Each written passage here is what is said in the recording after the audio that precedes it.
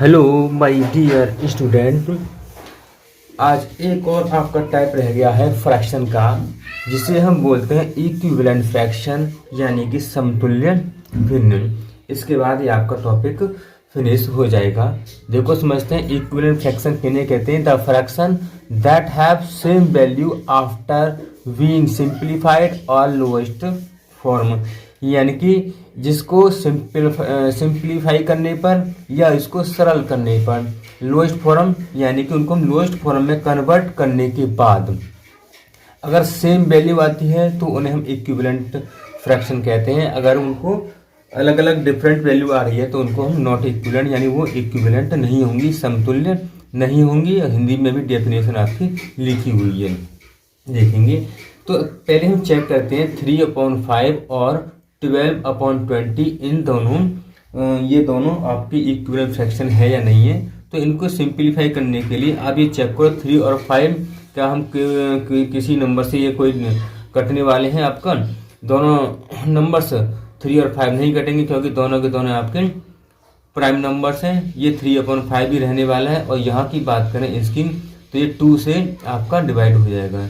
2 6 12 और 2 10 20। अब चेक करें, देखो अभी और कटने वाला है 2 से ही, तो 2 3 6 और 2 5 10, यानी 3/5। अब यहाँ पर हम देखते हैं कि दोनों वैल्यू सेम आ रही हैं। So we can say this pair is an equivalent fraction.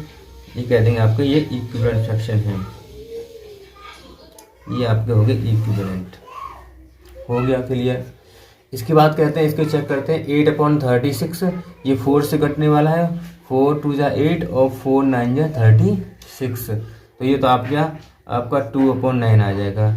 और इसको सिंप्लीफाई करते हैं, यानी इसको लोवेस्ट फॉर्म में कन्वर्ट करते हैं। तो 4 से ये कटने वाला है। 4 3 12 और 4 10 30।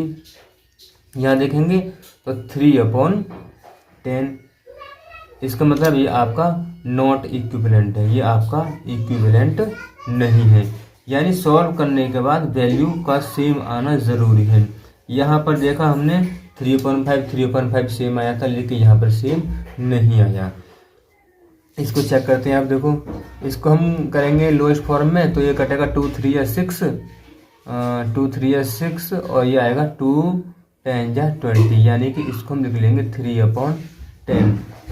और इसकी बात करें हम तो 5 से हो जाएगा ये, तो 5 3 और 5 5 5 5 2। अभी और कटने वाला है 3 1 3 और 3 4 12।